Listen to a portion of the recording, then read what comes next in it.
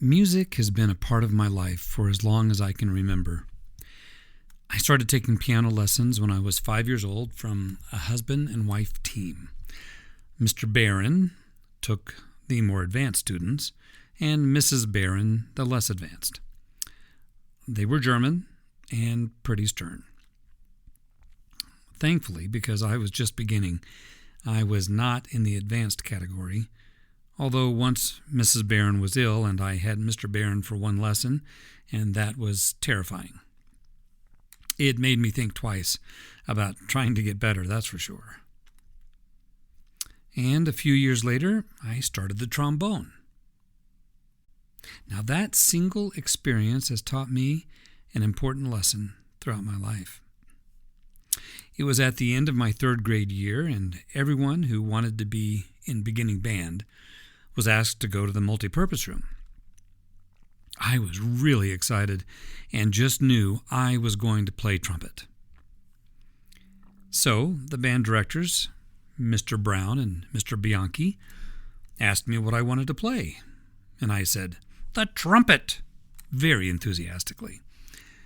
One of them shook his head sadly and said, "Well, we already have too many trumpets. What other instrument are you interested in playing?"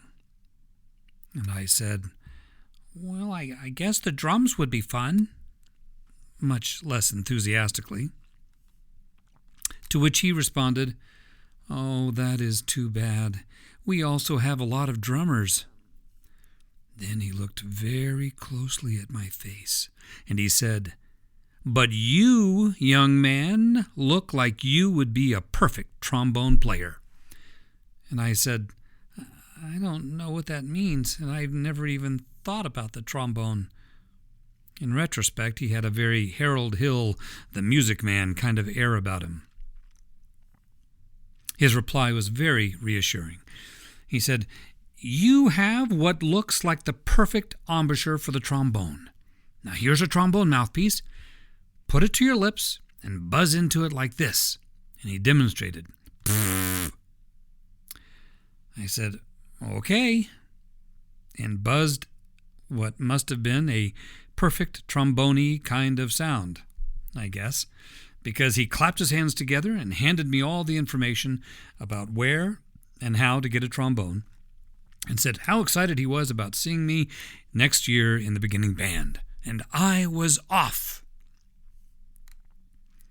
Now, looking back, it's remarkable to realize that one conversation at 8 years old quietly and innocently changed the direction of my life. But somewhere along the way, through all of the years of music, I stopped simply learning music, and I started living inside it. For nearly 60 years now, music has been one of the constant companions of my life. I've practiced it. I've listened to it. I've performed it. I've conducted it. I've taught it. I've studied it. I've written it. I've written about it. And I've spent thousands upon thousands upon thousands of hours working diligently to play or sing the right notes in the right place at the right time in just the right way. And somewhere early on in that long journey, music taught me an important lesson. Beautiful music isn't created only by the notes. It's also created by the rests. You see, the rests aren't empty spaces waiting for the next note. They're part of the music. Without the rests, the melody can't breathe. Without them, the listener has no time to receive what they've just heard. Without them, the notes all combined together with no space become little more than an incessant cacophony of sound. Now, obviously, I've spent most of my life thinking about music, making music, talking about music. But recently I've begun thinking that, life might work the same way. We're remarkably good at filling our days. We schedule them. We organize them. We optimize them. We hurry from one responsibility to the next, often measuring a day by how much we accomplished before our head finally finds the pillow.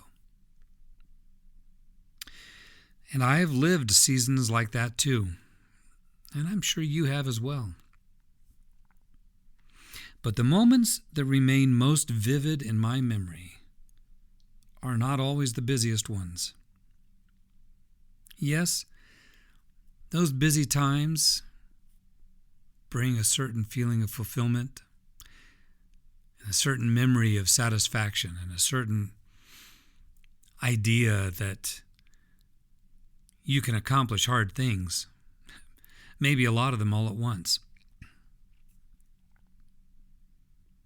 But the ones that do remain most vivid are the ones that gave my heart room to breathe. Things like a meaningful chat with an old friend that lasted longer than expected, but exactly as long as we both needed. Or standing beside the ocean with nothing but the present moment to savor and commit to memory. Or holding a grandchild who had quietly fallen asleep on my shoulder. Or walking a path beside a rollicking river with someone I love, where neither of us felt any need to fill the silence. Those moments never seemed especially productive by the busy world's standards. But somehow they became unforgettable. And I think it's because they were life's rests. Not empty moments, but meaningful ones. And I've noticed something else over the years. The finest musicians I've known never seemed to fear the rests. In fact, they respected them. Sometimes the silence between two notes carried as much feeling as the notes themselves. The pause wasn't an interruption. It was part of the phrase, part of the story, part of the beauty. And sometimes it's easy to forget that, not only in music, but also in life. And maybe that's one of the invitations that waits for us each day. To leave a little room between the notes, not because life needs to become less full, but because it might become more meaningful. After spending much of my life, nearly all of it, making music, I've come to believe the rests were never there because the composer had nothing to say. They were there because the music needed room to breathe. And maybe we do too. Thank you for spending these few minutes with me today. This is The Quiet Between, and I'm Mark Ammons. Until next time, may you find beauty in the melody and peace in the pauses.